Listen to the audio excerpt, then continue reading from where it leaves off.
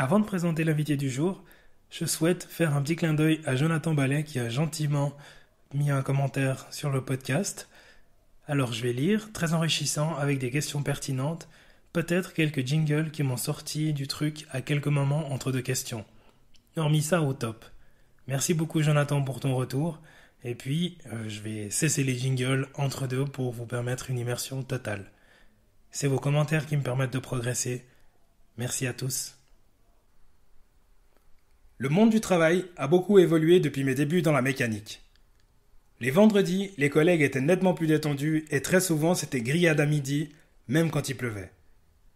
On organisait des journées portes ouvertes où il y avait des ballons, des châteaux gonflables, le clown et même les saucisses. Je suis pas en train de faire le coup du vieux nostalgique, je vous rassure. Avec mon invité du jour, nous sommes arrivés au même constat en ce qui concerne le monde du travail. Si jusqu'à la fin des années 90, les entreprises à valeur familiale existaient en nombre, force est de constater qu'il n'en existe plus beaucoup aujourd'hui. Pourquoi c'est un problème ? On est passé d'entreprises avec des valeurs à des valeurs d'entreprise qui sont affichées en haut des présentations et sur la porte d'entrée, mais auxquelles pas grand monde n'arrive à s'identifier ou même à comprendre.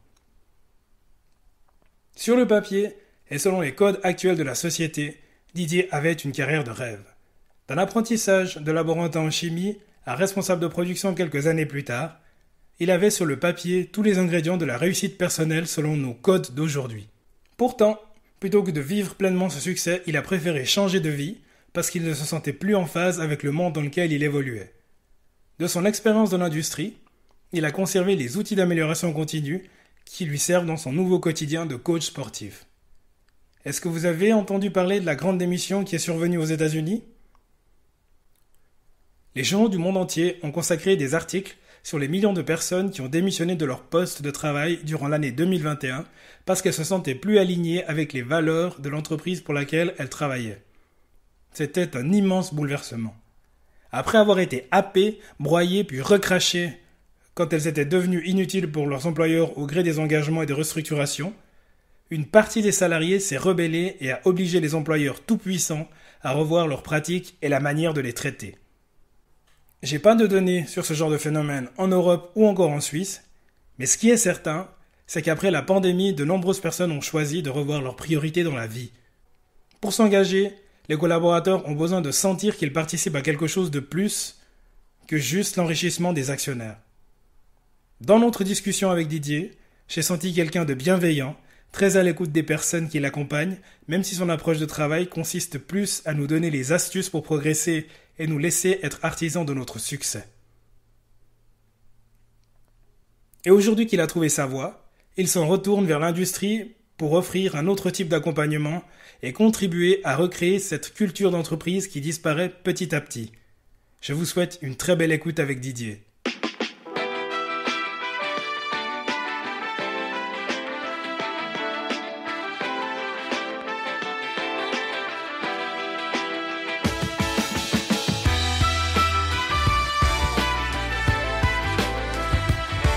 Bienvenue dans le podcast Au-delà du mur, le podcast destiné aux coureurs amateurs.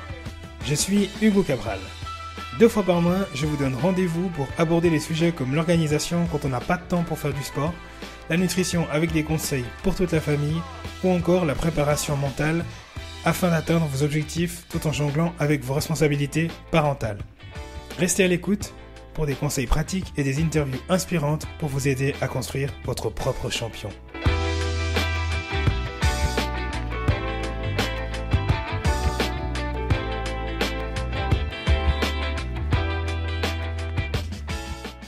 Mon cher Didier, comment ça va ? Ça va bien, merci à toi. Génial, génial. On commence à enregistrer un peu plus tardivement que prévu. Qu'est-ce qui s'est passé ? T'étais où, dis-moi ? Alors, mes activités sont assez diverses. Et j'entraîne aussi une équipe de foot féminine, en plus de faire du coaching de trail. Et avec le temps qu'il a fait ces derniers temps, on a dû repousser certains matchs qui sont tombés sur semaine. Excellent. Très bonne excuse. Mais si tu es d'accord, on va faire un peu de rétropédalage et puis on va essayer d'arriver à tes débuts. D'où est-ce que tu viens ? Alors, d'où est-ce que je viens ? Alors, à la base, je viens de Bulle, grande ville du sud du canton de Fribourg. Donc j'ai tout le temps grandi à Bulle et j'ai surtout pratiqué du foot dans un premier temps, donc sport d'équipe.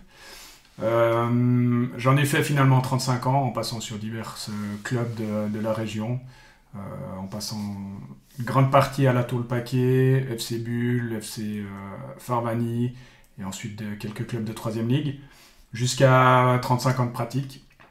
Et à partir de là, je suis parti sur des sports d'un peu plus d'endurance, qui correspondaient plus aux articulations qui me restaient. On va dire ça comme ça. C'est donc ça.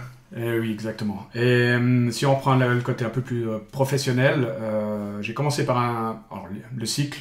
Et ensuite, j'ai fait un apprentissage de laborant en chimie à Ciba, sur le site du MIC actuel. Et j'ai complété cette formation avec l'école d'ingénieurs de Fribourg comme ingénieur en chimie avec spécialisation dans la chimie industrielle. Ça m'a permis ensuite de partir sur Genève pour 2 ans d'expérience chez Givaudan. Ensuite, je suis revenu sur le site du MIC chez Ilford, où là j'ai fait quand même 10 bonnes années avec différents rôles, et qui sont importants parce que c'est là que j'ai commencé à travailler un peu plus, non pas avec les processus, mais avec les gens, avec du management.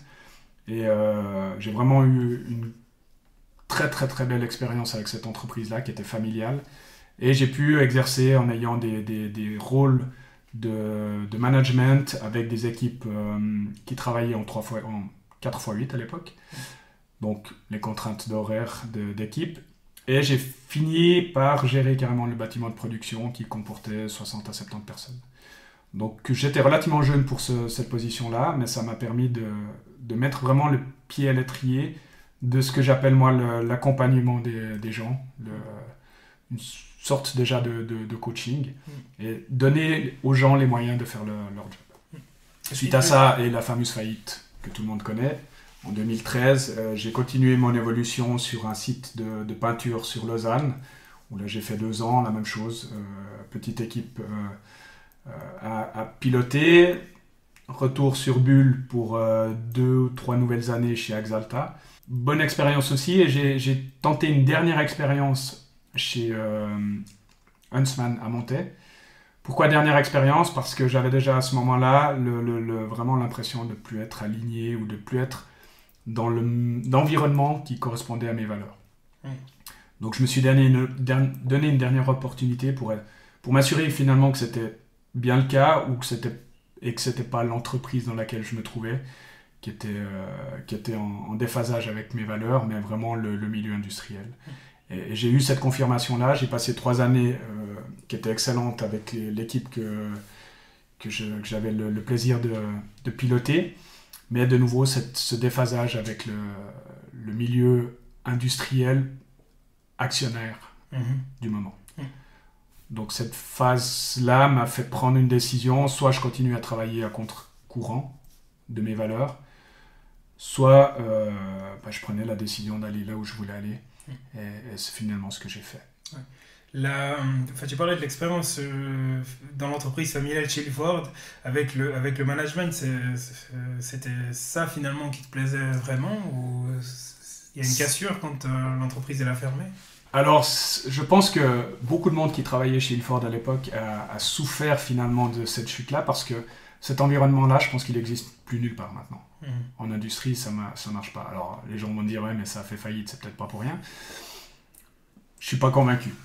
Mais il y avait vraiment encore cette structure un peu à l'ancienne, héritée un peu de Ciba, où les gens, ils n'étaient pas juste là pour faire leur job et puis basta. Il y avait l'apéro du vendredi soir, il y avait même une buvette prévue pour le personnel, il y avait une équipe de hockey, il y avait des jardins, c'était vraiment tout un cosmos qui était à la fois professionnel, où les gens, quand ils étaient au job, ils étaient vraiment au job, et un environnement global qui était de bienveillance finalement.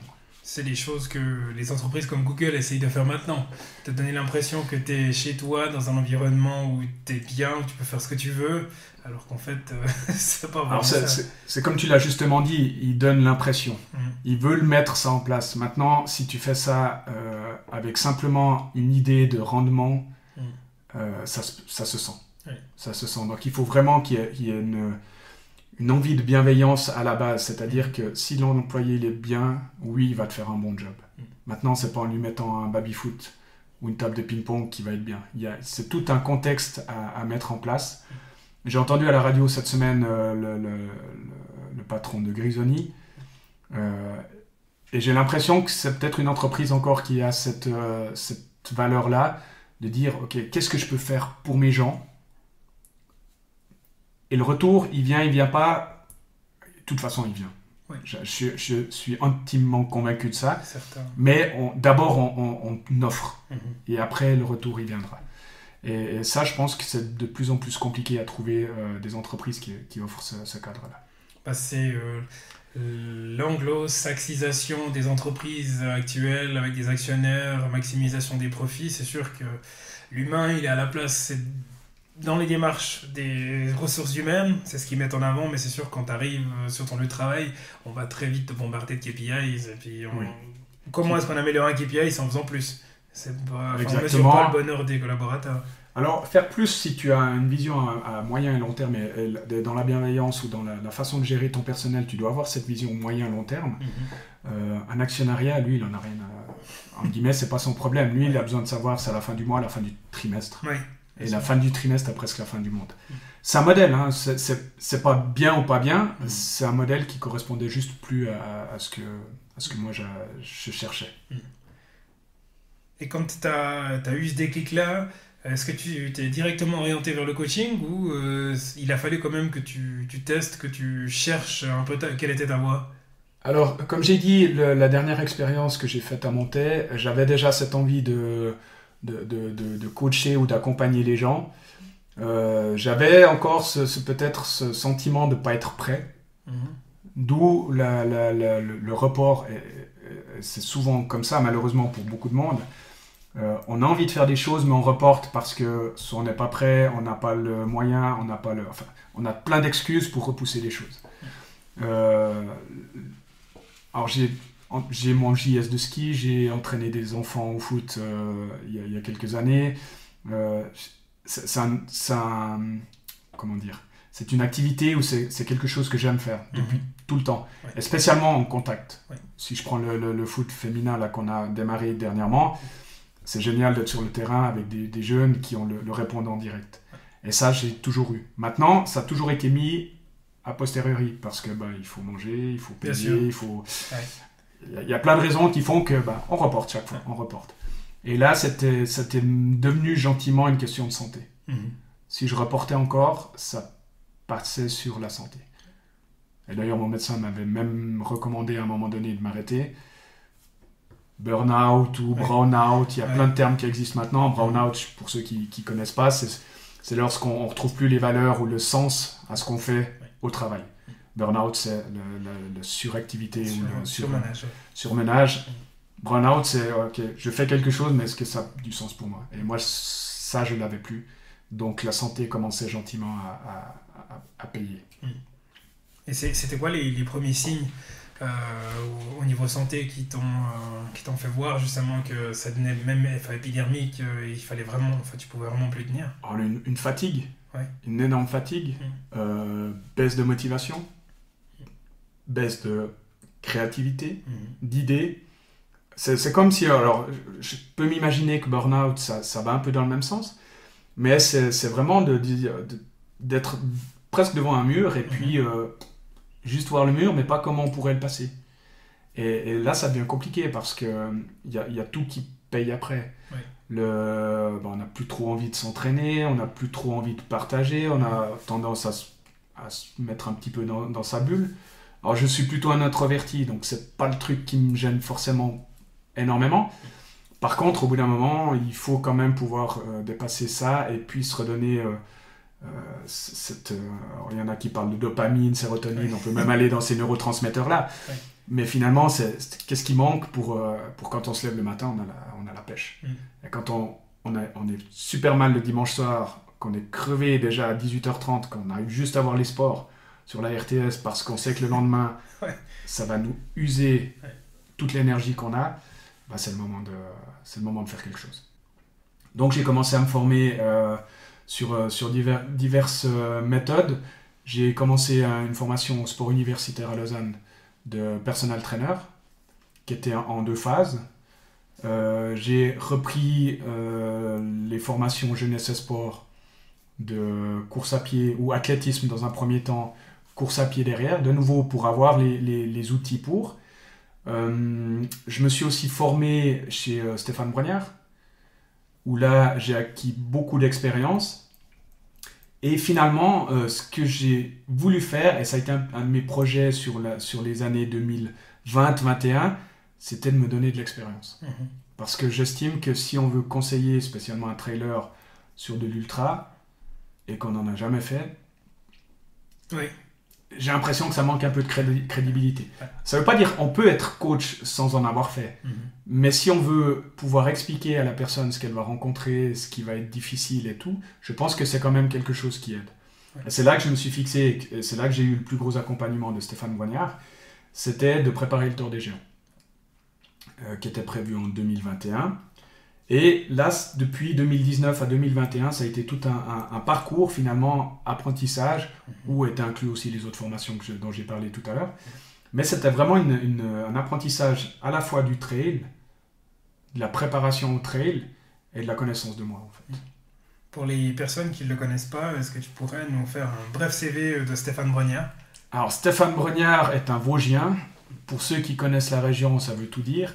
Non, c'est un personnage qui a fait top 10 à l'UTMB, donc qui a un bon niveau, et qui s'est orienté maintenant, il a aussi fait d'autres courses, je ne connais pas par cœur son palmarès, et qui est devenu maintenant plutôt aventurier. C'est-à-dire que maintenant il va se lancer des défis qui sont beaucoup plus hors sentier battu.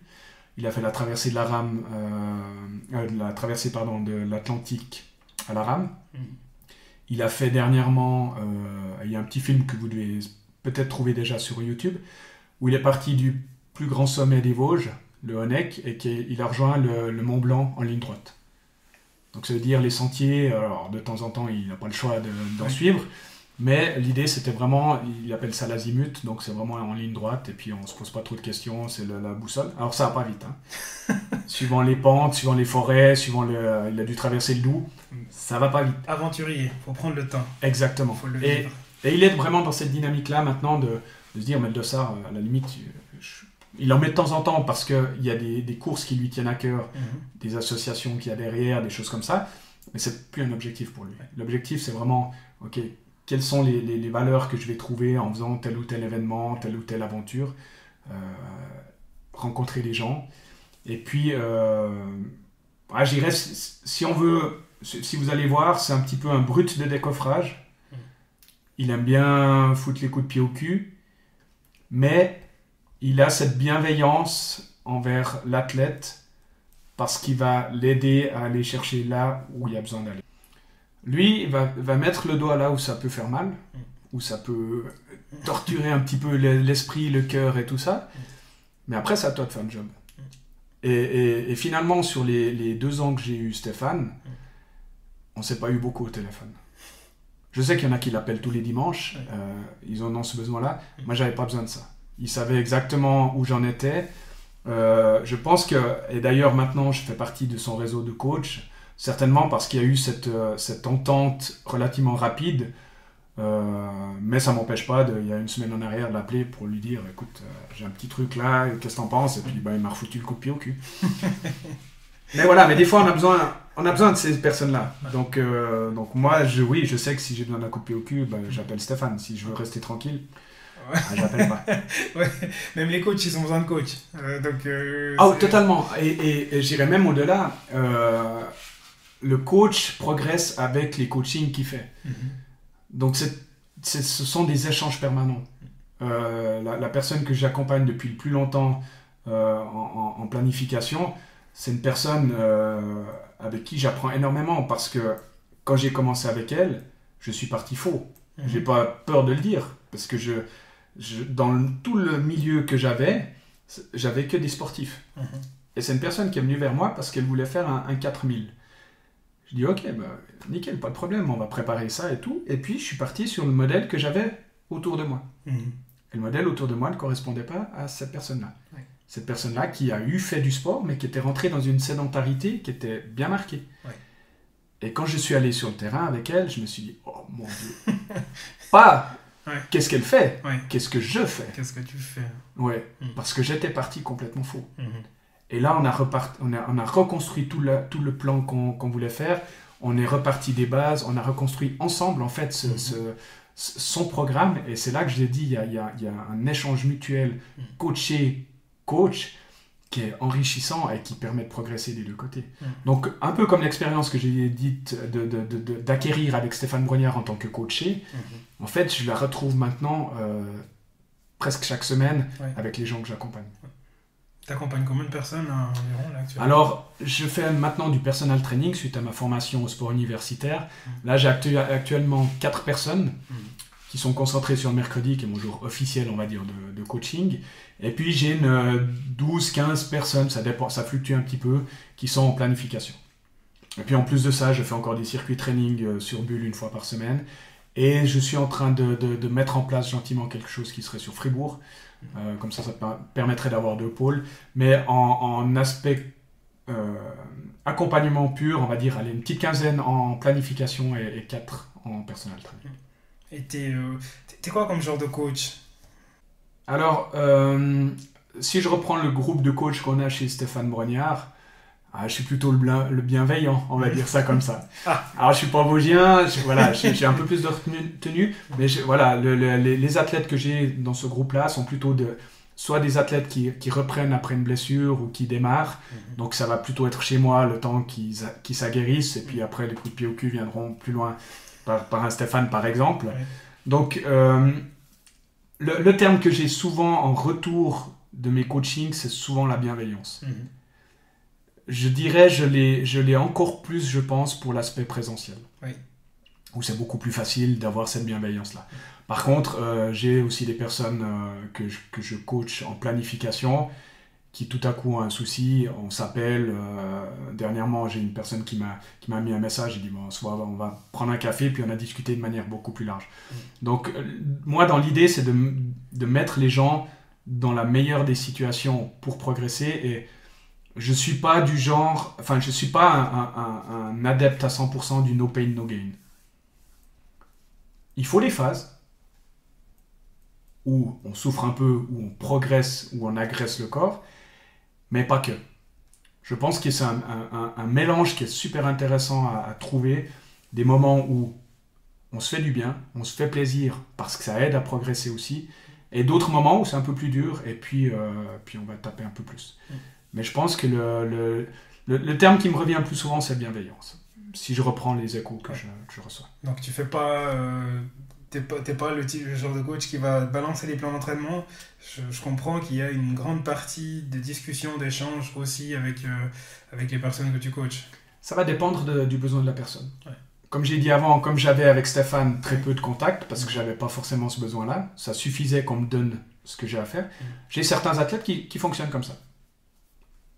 J'ai mis mes dispos, tu peux remplir. Je les fais une fois par semaine. De nouveau, parce que pour moi, faire un plan sur un mois, c'est irréaliste. Il y a la réalité de chaque semaine qui intervient sur la suivante. Alors si c'est pour changer 4 fois dans le mois, non. C'est vraiment le dimanche soir, je me mets à mes planifications. En fonction de la période de la personne, je complète. Et des gens qui auraient besoin d'avoir un peu plus d'informations et tout ça, c'est un message. Et puis souvent, on fixe un petit téléphone et puis on approfondit le sujet, si nécessaire. Il y avait, quand on préparait l'épisode, quand tu me parlais justement des différentes techniques que tu utilisais, il y en a quelques-unes justement qui reviennent encore sans cesse dans mon cerveau parce que je les utilisais dans mon ancien job, QQQCP, SWOT, PPCA, etc. T'es la première personne que je rencontre qui a réussi, même si finalement c'est pas le truc le plus invraisemblable qui soit, mais t'es la première personne que je rencontre qui a réussi à transposer des outils qu'on utilise dans l'industrie, des outils un peu genre Kaizen, etc. japonais, amélioration continue. Dans l'amélioration continue, dans la pratique du sport. D'où est-ce que t'es venue cette idée? Dans les 2 mots que je viens d'employer, amélioration continue. Finalement, l'entraînement, ça sert à ça. Et ces outils-là, alors si on les reprend un petit peu de manière indépendante, QQO, QCCP, où il y en a qui disent c'est QQ, c'est occupé, c'est plus facile à retenir. Bah, ça va servir à formaliser ton objectif. Parce que la plupart des athlètes qui viennent, j'ai 1-2 personnes qui viennent là vraiment pour sport santé. Mais les autres ont des objectifs bien précis. Donc c'est de le mettre déjà sur papier. Parce que des fois, en mettant sur papier, on se rend compte que soit on s'est fixé un truc vraiment un peu haut, ou au contraire, il n'y a pas d'ambition ou tout ça. Et ça, le fait de le mettre sur papier, en incluant pas seulement l'objectif, le projet, mais qui va être impliqué dans ce projet-là. Alors, je sais qu'on a parlé un petit peu de tout le contexte familial. Oui, qui est impliqué? C'est quoi ce projet-là? Il va se passer où? C'est tout près? Où est-ce qu'on va pouvoir s'entraîner? Il y a plein de questions comme ça. Et on arrive finalement au dernier, qui est le pourquoi, et qui est la question essentielle finalement pour le projet. Pourquoi tu veux faire ça? Pourquoi je fais ça? Si tu n'as pas une raison valable, ça va pas tenir longtemps. Non, tu vas courir. Tu vas courir, mais il n'y a pas forcément besoin d'aller dans ce projet-là. Par contre, si on est capable d'aller dans ce pourquoi, et là, je vais mettre un dernier outil d'industrie, le 5P. Pourquoi, à premier niveau, une fois que tu as répondu à ça, tu creuses encore un cran en dessous. Pourquoi tu as besoin de ça? Et là, tu vas arriver à ce que Stéphane Brognard, lui, appelle la cause noble, mais ça peut être ta valeur profonde, ça peut être plein de termes qui vont te donner un sens. On parlait de sens avant dans l'industrie, c'est ça. Quel est le sens à ta démarche? S'il n'y en a pas, tu vas peut-être arriver, mais finalement tu vas arriver, puis quoi? Voilà. Alors que si tu arrives à vraiment mettre un sens là-dedans, c'est vraiment quelque chose qui va pouvoir te tirer en avant sur tout l'ensemble du projet. Alors si on parle de 3-4 mois, en général ça tient, mais si c'est un projet de 2 ans, moi j'ai fait 2 ans pour préparer le Thor. Alors, j'ai envie de dire, quand je suis arrivé au Thor, j'avais déjà répondu à toutes les questions, donc le Thor, il était presque en trop. Oui, mais c'est pas grave. Mais voilà, mais ça m'a permis de tenir les 2 ans. Donc cette question-là, elle est essentielle. Ensuite, si on prend le suivant, c'est le SWOT. Le SWOT, pour ceux qui ne connaissent pas, c'est de se définir. Une fois qu'on a défini le projet, on sait les contraintes qu'il y a. Maintenant, le SWOT va nous permettre de se dire, ok, on se place où par rapport à ces contraintes-là? Quelles sont mes forces? Quelles sont mes faiblesses? Quelles sont les opportunités qu'on a? Si on est tout près d'une montagne, moi j'habite en dessous du Solitou, c'est une opportunité. Tous les matins, je peux partir, je fais 600 de dénivelé en 45 minutes et puis ma sortie est la fête. C'est une opportunité. Et surtout les risques. Et les risques, c'est pas forcément négatif. On parlait avant de la contrainte famille. C'est un risque de ne pas arriver à l'objectif. Bien sûr. Qu'est-ce qu'on va pouvoir mettre en face? Ça, c'est la deuxième partie. Et une fois qu'on a rempli ces 2 éléments-là, on va pouvoir passer à l'étape suivante qui est la planification. Mais tant qu'on n'a pas fait ces 2 premières parties, la planification, elle n'a pas vraiment de sens. Ouais, c'est un peu bancal. Absolument. Et puis là, on arrive sur le PDCA dont tu as parlé. C'est planifier par bloc. En fonction des compétences qu'on a envie d'acquérir, un premier bloc va nous permettre d'être fort, un deuxième être rapide, un troisième être fort en montée, en descente, etc.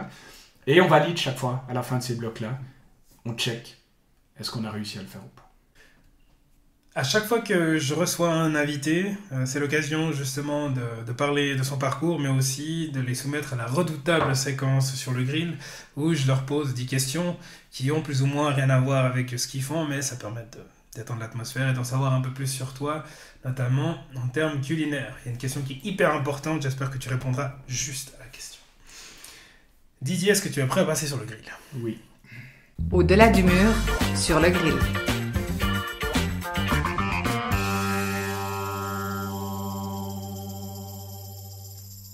C'est parti. Tu voulais faire quoi quand tu étais petit? Footballeur, je pense. Tu étais presque, 35 ans. Ouais, et puis jusqu'en première ligue, c'est pas si mal. Ton modèle dans la vie? J'ai pas de modèle. J'ai eu une discussion dernièrement. J'ai en fait des traits de caractère de différentes personnes qui me parlent. La fierté de Eric Cantona, qui, surtout lorsqu'il échouait, bombait le torse. Et en fait, c'est dans l'échec qu'il montrait qu'il était le plus fier.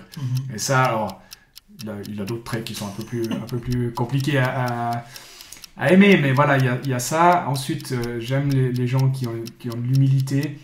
On parle souvent de Kylian Jornet. Alors, dans un premier temps, oui, je l'apprécie en tant que sportif. Et puis, j'ai lu un de ses bouquins, je ne sais plus lequel, où on voit en fait toute la tourmente qu'il avait en lui. Et là, ça m'a fait vraiment apprécier la personne. Donc je pourrais peut-être dire de manière assez globale un Kylian Jornet. Alors, c'est pas très original pour du trail, mais c'est surtout par le livre et un des films que j'ai vus qui m'ont fait vraiment apprécier la personne. Pourquoi est-ce que je te choisirais toi comme coach plutôt qu'un autre? Parce que je vais te laisser ta responsabilité. Le plus beau compliment qu'on puisse te faire?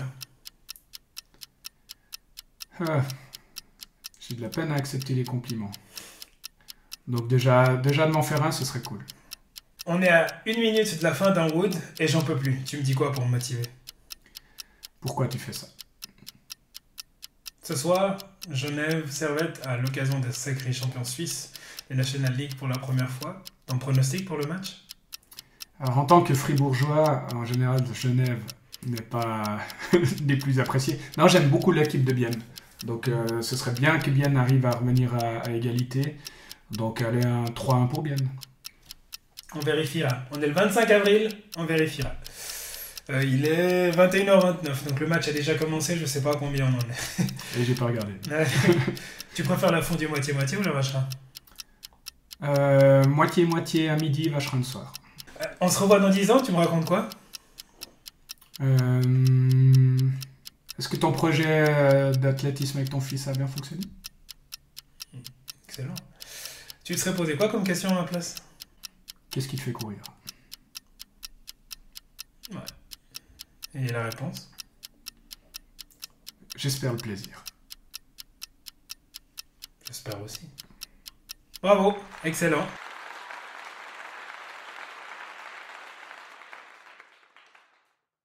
J'ai vu pendant le quiz, juste avant qu'on enregistre pendant le quiz, tu nous as mis un joli petit lapin bleu. Il est où mon téléphone? Je vais faire une petite photo. Je la publierai sur les réseaux. Voilà. Est-ce que tu pourrais nous présenter ton ami? Alors ça c'est la troisième génération en fait. Parce que ça a commencé avec une petite licorne rose qu'on m'avait offert justement pour un... Je sais plus quelle première course que j'avais faite, mais pour pas être seul. Donc du coup, toujours dans la petite poche. Je l'ai gardé, la petite licorne, jusqu'à ma première tentative du Tour de la Gruyère en one-shot, où je l'ai perdu en repartant de Montbovon. Et en fait, je pense que ça a été un signal pour moi de dire ça sert à rien d'aller plus loin. J'avais un pied qui commençait à gonfler.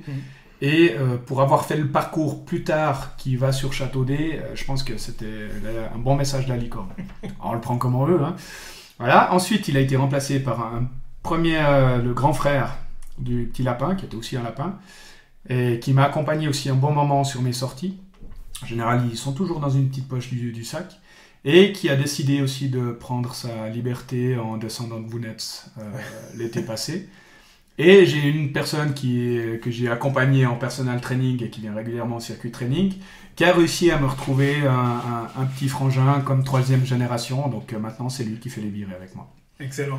Parce qu'on va souvent sur les réseaux sociaux, justement, tu mets la petite photo du lapin qui se balade. C'est excellent, hein, il en a avalé des kills. Oui, alors lui, il est encore tout frais, mais le deuxième, je pense que il en a bien... je sais pas s'il en a vraiment bavé, mais il a vu des kills. Ouais, il a absorbé de la sueur. Oui. Ouais. Je crois qu'il devait être de la partie autour des géants. Ah ouais, donc il en a vu du pays. Oui. Il peut raconter des belles histoires.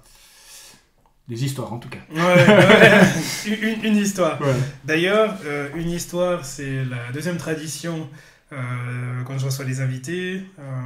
L'idée, c'est que tu puisses justement nous raconter un événement, alors qui est peut-être un déclencheur de la personne que tu es actuellement, ou un moment particulier dans ta vie qui t'a fait prendre conscience de l'importance justement de la quête de sens.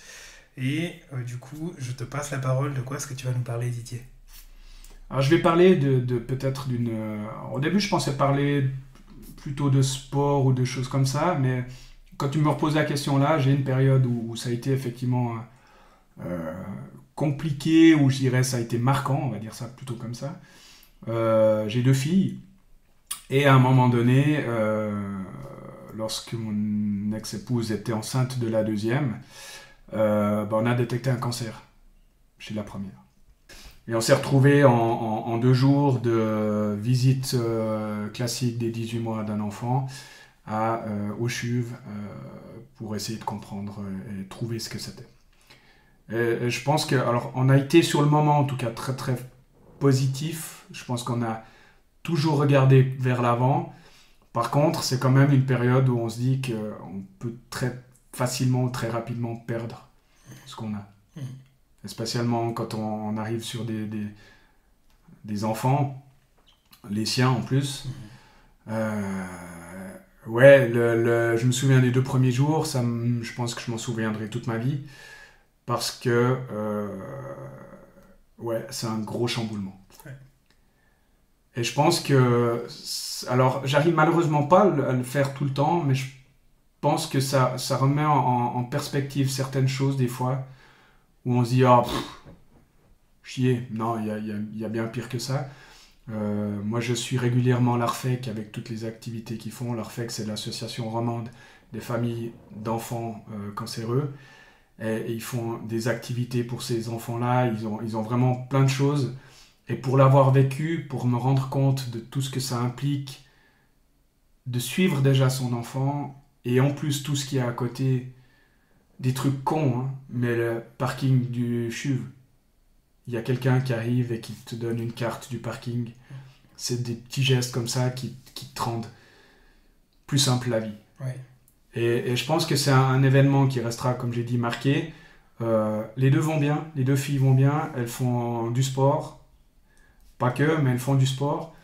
Et finalement, c'est une étape qui a été très dure tout au début, qui nous a montré la force qu'on avait de regarder vers l'avant dans un deuxième temps, et qui maintenant me permettent parfois de me dire déjà je suis pas super ordré, on va dire, à la maison et tout ça, mais finalement c'est pas le principal. Non, c'est pas le principal de la vie. Et de voir mes 2 filles qui sont en train de des fois rigoler à plein poumon, c'est ça c'est la vie. Donc je pense que ça m'a permis maintenant de relativiser certaines choses et de profiter d'autres. Alors je suis pas le plus extraverti des gens, mais j'ai ma façon à moi d'apprécier certaines choses, et je pense que je les apprécie d'autant plus maintenant qu'avant cet événement. Ouais, c'est fondateur, et c'est, comme tu l'as très justement dit, on va vraiment à l'essentiel, et ça t'a certainement apporté une force, et je dirais même une rage de vivre encore plus forte, cette expérience. Alors, je sais pas jusqu'à quel point ça m'a donné la rage de vivre plus, mais peut-être d'être conscient que certaines choses tiennent à pas grand-chose. Et de nouveau, comme j'ai dit avant, je ne suis pas un extraverti, je ne vais pas faire la fête dans tous les sens en me disant il faut à tout prix que je fasse ça avant de mourir. Non, la mort, ça fait partie du truc. Maintenant, il y a certaines choses qu'on peut faire en toute simplicité, mais voilà, ça peut être des balades, ça peut être prendre en photo. Alors, au début, quand j'allais courir, c'était plutôt encore à la mode performance et tout ça. Maintenant, je m'arrête 15 fois par sortie pour prendre des photos. Parce que c'est ça, le trail. C'est ça, la course à pied. C'est ça, profiter du petit moment. Alors, je ne veux pas dire que je suis parfait et que je profite de chaque moment, loin de là. Par contre, de temps en temps, je lève la tête, je prends un peu de recul, et puis je dis, voilà, ça, c'est un bon moment. Et ça, je pense que je ne l'aurais peut-être pas fait autant sans avoir vécu certains événements. Et c'est vrai que c'est un côté du trail qui est vraiment fantastique, on en parlait au début. C'est que ça t'oblige. Alors, si tu fais du trail et puis que tu as toujours la tête baissée, faut arrêter, puis faire des escaliers dans une salle de sport, ça va très bien aussi. Exactement. Mais c'est vrai que le trail, ça t'oblige à lever la tête, et à chaque fois que tu lèves la tête, tu te dis, waouh, c'est comme extraordinaire, la chance qu'on a. Oui. Une des plus belles sorties que j'ai faites, c'était Pas de Dossard. Ça faisait partie du programme pour le Thor. C'était une sortie de 70 km que je devais faire, et je suis parti de la maison. J'habitais à La Roche à l'époque. Le Cousinbert, la Béra, Lac Noir, Heuchelpass, Les Gastes, Col de la Guerre, redescendu sur le Gros Mont, Charmey, tout ça. Mais ça a été juste une merveille, j'étais seul, presque seul au monde. Oui. Première fois que je voyais des tétras, tu passes un col, t'as un troupeau de chamois qui passent, mais c'est juste merveilleux. pas de ça, rien. Je me suis arrêté au magasin pour prendre... Mais il n'y a pas que le trail, il y a d'autres événements qui peuvent le permettre, mais le trail permet d'avoir ces aventures-là sans chichi. Ouais. En tout cas, merci beaucoup Didier pour ce moment passé, c'était vraiment extraordinaire. J'ai adoré ce petit moment passé et je me réjouis de voir le visage du petit Lapinou dans la séquence sur le grill. Merci beaucoup d'être passé nous voir. Donc tu vas rentrer dans ta belle gruyère. Oui. De nuit. Oui. Donc, de nuit, les choses sont différentes. Ouais. Je vous conseille molaison, jamant, de nuit, pleine lune. Pas besoin de lampe frontale. Et vous voyez tout le détail des maisons par la vallée, c'est magnifique. Donc la nuit est belle. Quelle distance ? Ça, je pense que ça doit faire... en redescendant sur Mont-Beauvon, ça fait une 30aine de kilomètres. Molaison village, col de Jamant, redescendre sur Mont-Beauvon, donc il faut peut-être enlever une dizaine de kills. Ouais, une vingtaine de kills, je pense. Je le garde sur le coin de la tête. Et puis, je te recontacterai. Avec plaisir. Merci beaucoup, Didier. Merci à toi. À bientôt.